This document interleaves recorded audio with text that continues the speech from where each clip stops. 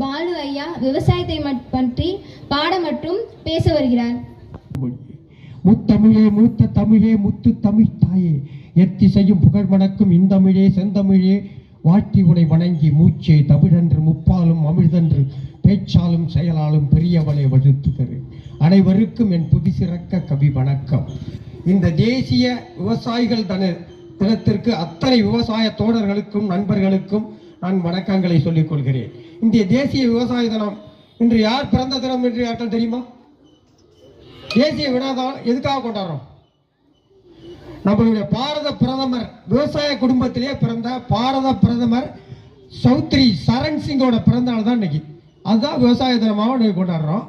இந்த விவசாய தினத்தை விவசாயிகள்லாம் எல்லாம் எடுத்தோடனே ரசாயனம், இயற்கை விவசாயம் 2008 பண்ணிட்டு இருக்கேன்.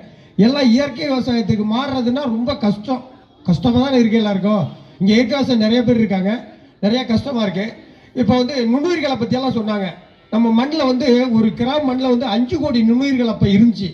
இப்போ பார்த்தீங்கன்னா 5 லட்சம் நுண்ணுயிர் 5000க்கு வந்துட போகுது.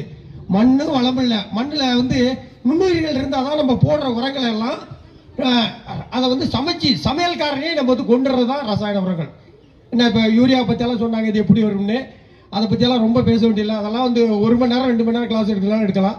இருந்தாலும் பார்த்தீங்கன்னா இப்போ நுண்ணுயிர்கள் வர அசோஸ்பெரிலம், பாஸ்போபைட்ரம், மைக்ரோரைசா அது மாதிரி சொன்னாங்க. இப்போ எல்லா விவசாயிகளுமே தோட்டக்கலை பயிர்களுக்கு இருந்தாலும் எல்லா விவசாயிகளுக்கும் நான் கேட்டுக்கிறது என்னன்னு கேட்டிங்கன்னா, மைக்ரோரைசான்னு இருக்கு. அது வேம்ங்கிற வடிவத்தில் கிடைக்குது.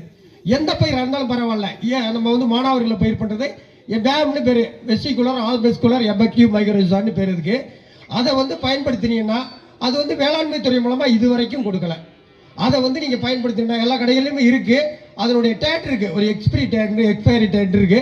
அதுக்குள்ளார அதை பயன்படுத்தினீங்கன்னா எல்லா பயிரும் நம்மளோட பேசும், வறட்சியை தாங்கும், எல்லா பயிர் சத்துக்களையும் நம்மளுக்கு எடுத்து கொடுக்கும், நுண்ணுயிர்களை வளர்க்கும், எல்லாம் செய்யும். அது மாதிரி இயற்கை விவசாயம் பண்ணணும்னா என்ன பண்ணுங்கன்னா, மண்புழு உரம் வேணும், மீன் அமிலம், தம்பி சொன்ன மீன் அமிலம் வேணும், பஞ்சகபி வேணும், அம்பதக்கரைசல் வேணும். எல்லாமே நம்மளே நம்ம பண்ணையிலே செஞ்சுக்கலாம். இதெல்லாம் நான் அத்தனையும் செஞ்சு விவசாயிகளுக்கு எனக்கு பயன்படுத்திட்டு விவசாயிகளுக்கு கொடுக்குறேன். நாளைக்கு கூட பண்ணாலேருந்து பூச்செடிக்கிறதுக்கு வர்றாங்க வாங்கிக்கிறதுக்கு. இப்போ மீனமில் அப்படியே பேசும், நம்மளோட அந்த பயிர் அடிச்சுட்டு பார்த்தீங்கன்னா பேசும். அது அளவுக்கு அதிகமாக அடிக்கக்கூடாது. 1 லிட்டர் தண்ணிக்கு 20 மில்லி, அதான் 2%. இப்போ மண்புழு உரத்தை எல்லாமே பாட்டில் இருக்குது. எல்லாமே பாட்டாக சொன்னதான். அப்போ எல்லாம் நம்ம பேசுகிறதே உரையாடலே பாட்டு வடிவத்தில் இருந்திருக்கு. நான் எந்த வேளாண்மை பயிற்சிக்கு போனாலும் அவங்களுக்கு சொல்லி கொடுத்து போனாலும் ஒரு இயற்கை விவசாயத்தை பற்றி ஒரு பாட்டு இருக்குது. அது மண்புழு உரம், இயற்கை விவசாயம் இனி வேண்டாம் விளைச்சாயம், மண்புழு உரம் மண்ணுக்கு வரம், இதோ அதை பற்றிய ஒரு சுரம்.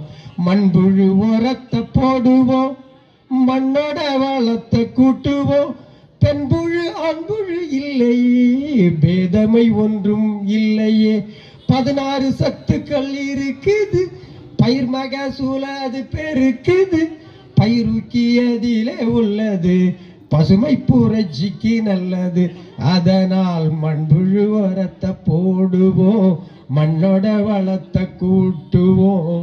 வாயாலே தின்னு வாளாலே போடும் 4 கட்டிகள் அந்த உரம், நம்ம மண்ணுக்கு நல்ல வரம். வாயாலே தின்னு வாளாலே போடும் 4 கட்டிகள் அந்த உரம், நம்ம மண்ணுக்கு நல்ல வரம். உழவனின் நண்பனா மண்புழு, ஆஹா உழவன் கூட மண்புழு, உழவனின் நண்பனா மண்புழு, ஆஹா உழவன் கூட மண்புழு.